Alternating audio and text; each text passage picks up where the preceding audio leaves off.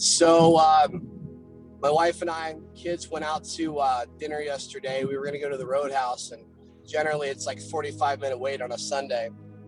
And my wife was really hungry. She said, I really want to eat here. This is what I want to do. She said, they're going to have such a long line. It's going to take forever to get in. I said, what did you say? What was that again?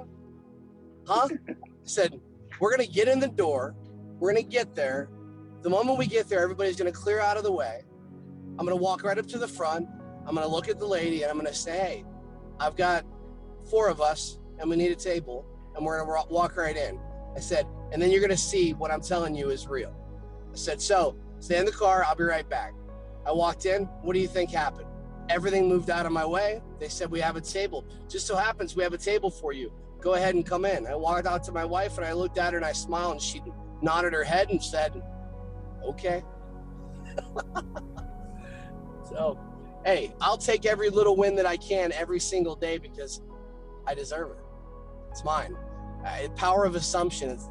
Assume everything that you want is your wish fulfilled, and you'd be surprised to see what happens. When you can expect everything to be the way it is normal, it'll be normal. I like that attitude, Johnny. It's a good one. Every win, whether it's little or big, you're taking it, man. That's awesome. Yeah, it's kind of like I keep thinking about the things that I want to happen, and I keep kind of going backwards, and I'm thinking like, what are these things that really agitate me, or things that aren't really what I want, or what is it that I really want? I have to decide and assume that they're already mine, and they just happen. Favorable terms, sure. Bought a car over the weekend, and I think they felt a little, I don't know how they felt, but I know I ended up in a really, really good position over the weekend. Just for the fact that I just assumed what I wanted. And they looked at me and they nodded their heads and took some hours and came back and was like, okay. What are you gonna say? No, I already assumed it's mine. It's gonna happen the way that I said it's gonna happen. So what are you gonna do? The world moves around you when you move, when you decide, when you assume. Solidifies your belief, makes the intangible tangible. Just a thought or a dream or a vision or a hope, it's great. But when you write it down, there's something that corresponds to the subconscious. It's like writing the book. You're writing a book that you can reference then and later on. I've caught myself going back to my book of thoughts in the midst of everything and whatever I'm going through. It just so happens that I'll grab a page and open up, and it'll be the page that I need to look at. Mm-hmm. Anyone else on writing? There's something about writing a goal down that makes something tangible. A lot of study and research on what makes successful people successful, and the people that write it down are the ones that are normally taking the actions. Whenever you write it down, you can see it. Would y'all agree? Because in order for you to write it means you're visualizing it. And then in order to visualize it means you're walking through it. What about the fact of, because I can tell you right now that there's things that I've assumed that were not happening. And I couldn't figure out what it was that was happening, why it wasn't happening. The only thing I could do was to write it and continue to write it. I've got a book, it's probably this thick, of one thing I've written that Taha, said to me. He said, hey, write it down 10 times a day. And he says, I'll hold you accountable for it. I wrote it 10 times a day, and I've been writing it for about 40 days now. And I continue to write it. You know what's happening? It's giving way. The other paradigm is giving way because I'm breaking through. So even if I didn't assume it, the biggest thing, and Bob talked about this as well too. He talked about with Napoleon Hill. If you write this stuff down, you don't believe it, that's okay. Continue to write it long enough, and it'll start to become concrete in your mind.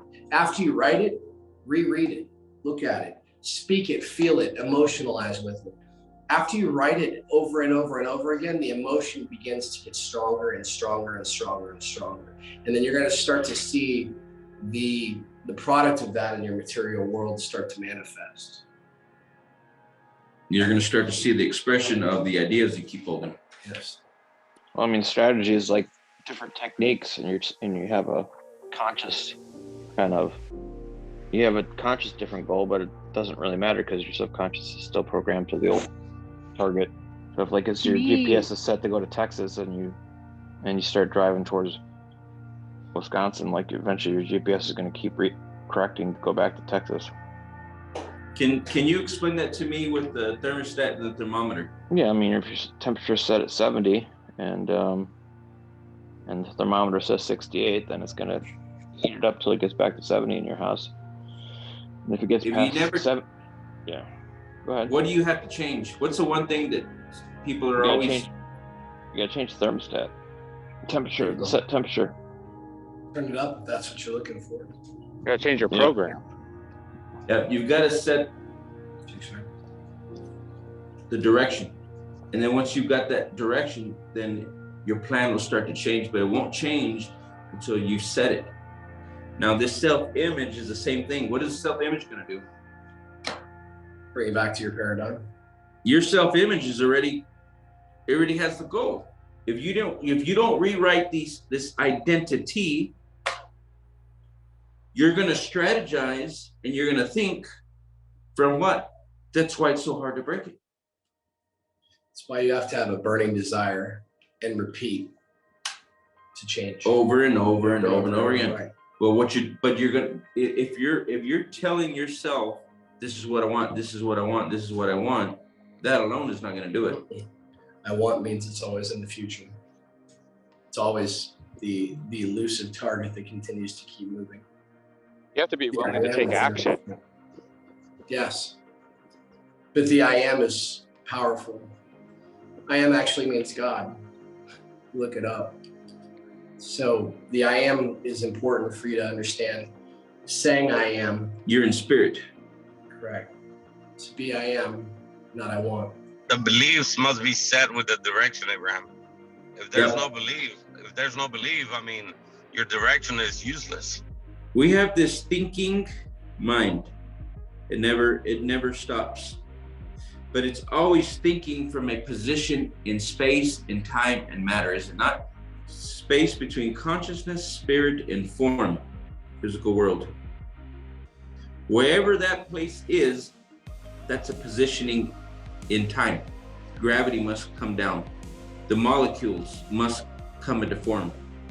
People, places, plots, circumstances must move into form. But what are they moving in for? Based on your current belief system, based on your current paradigms, based on everything that you wholeheartedly believe and resonate from with emotion. Whatever you're currently aligned with. Yep, 95% mind is set. If we don't come back and rewrite the identity, we're going to keep identifying with what? If you do not rewrite the identity, you're not recalibrating what? The past. The past. This identity is identifying with itself. Yes. How can you if I never know who I am is, how can I rearrange the order? If I keep going to this identity, this identity is identifying with itself. Itself it's already personalized.